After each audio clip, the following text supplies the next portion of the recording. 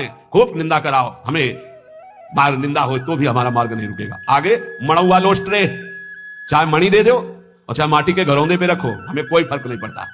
महलों में रखो चाहे झोपड़ी में वास दो। श्रुदे परमवा द्वेष्यति, सब लोग हमें प्यार करें या सब हमसे द्वेष करें, कोई फर्क नहीं पड़ता, हम अपने मार्ग पर चलेंगे। समा दृष्टि नित्यम मम भवति वृंदावन जुषा, मैं ऐसी सम दृष्टि रख के चलूंगा। हे वृंदावन धाम, मुझे सामर्थ्य प्रदान करो कि मेरे कदम किसी भी स्थिति में लड़खड़ाए नहीं। ये बहुत बड़ी बात है, बिना इस बात के आए बात की बात में नहीं पहुंचा जाता। ये बहुत हिम्मत की बात है, इस शूरवीर का मार्ग है। दुख आवे या सुख, संपत्ति आवे या विपत्ति, यश आवे या अपयश, महलों में रखे चाहे झोपड़ी में, हर स्थिति में हमारी भक्ति में कभी नहीं होने वाली ये निष्ठा रखे। यहां ऐसी भक्ति बहुत कम है, बहुत कम है। इसीलिए खूब सत्संग सुनो, जितना विश्वास दृढ़ करोगे उतनी भक्ति महान होगी। बिन विश्वास भगति नहीं ते बिन द्रमहि न राम, और राम कृपा बिन सपने जीवन लह विश्राम।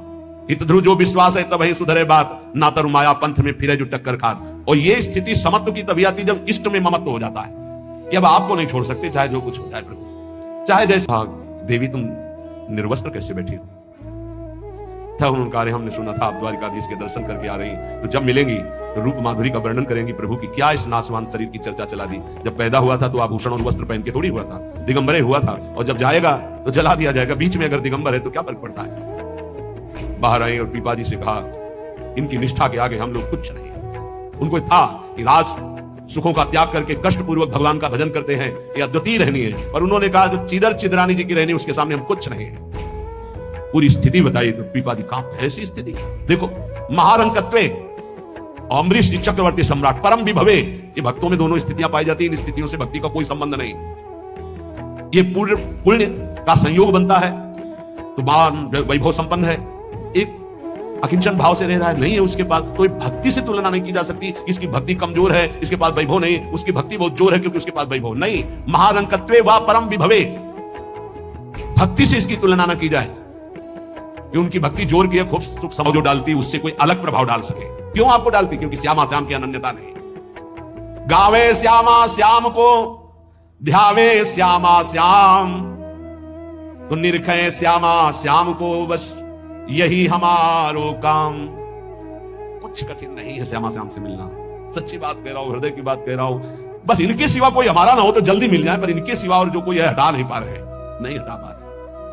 लग लो कब तक तुम्हारा संग कौन देता है, देखते हैं। मात तात सुतदार देह में मति अर्जय मति मंदा, हित किशोर को है चकोर तुल्लखी वृंदावन चंदा।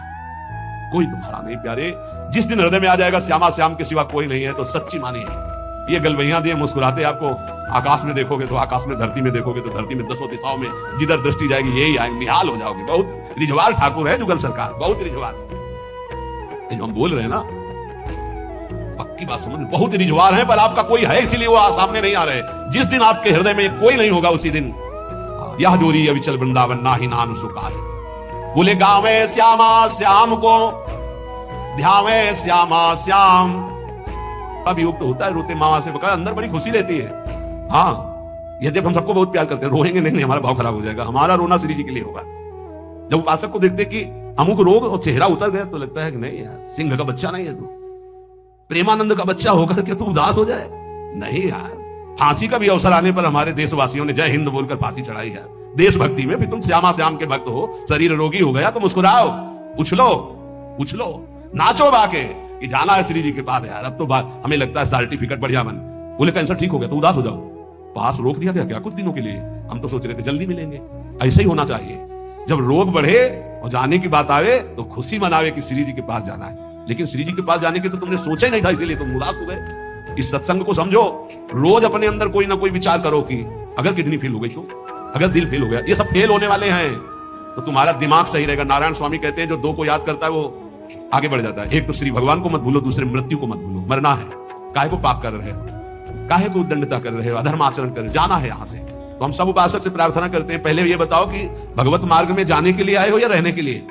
जाने के लिए आए हो ना, कहां? श्री जी के पास। तो अगर बुलावा कैंसर रूप में आए तो उदासी पूर्ति हो गई, जो चाह मिल गया, फिर भी फंस जाओगे। और दुख है वाह, अरे जब से भजन शुरू किया बड़ा दुख आना शुरू हो गया। नहीं, ये मार्ग की सुख दुख वृत्तियां, इनमें अपने परमार्थ को मत रोक देना। आगे बढ़ो, एक आगे ऐसा स्थान है जो सुख दुख दोनों से परे महान परमानंद स्वरूप है। ये छोटी छोटी वाटिकाएं हैं, कहीं सुख की कहीं दुख की, भ्रमित मत होना। यशस्वी बहुले था, अब यशस्वी हो सकता है तुम्हारा भजन ठीक चल रहा है, यश शुरू हो गया, और या हो सकता है अपयश शुरू हो गया, दोनों बातें, निंदा होने लगी। तो यश होने लगे तो उसमें खुशी नहीं मनानी, और अपयश होने लगे तो दुखी नहीं होना। वैसे अच्छी बात यह है कि अपयश होने लगे तब खुशी होना चाहिए। बड़ी कृपा हरी की, कोई प्रणाम करने नहीं है, राधे श्याम जी धर्म मनावे चले जाओ, कोई नहीं देखेगा। जब कबीरदास जी ने देखा कि बहुत यश हो रहा है तो संतों की युक्तियां होती। काशी की एक वैश्या के पास गए, वैश्या ने देखा कबीरदास जी आए, खड़े हो गए, प्रणाम किया। महाराज पहली प्रार्थना कि आप जल्दी यहां से निकल जाओ। उनका क्यों?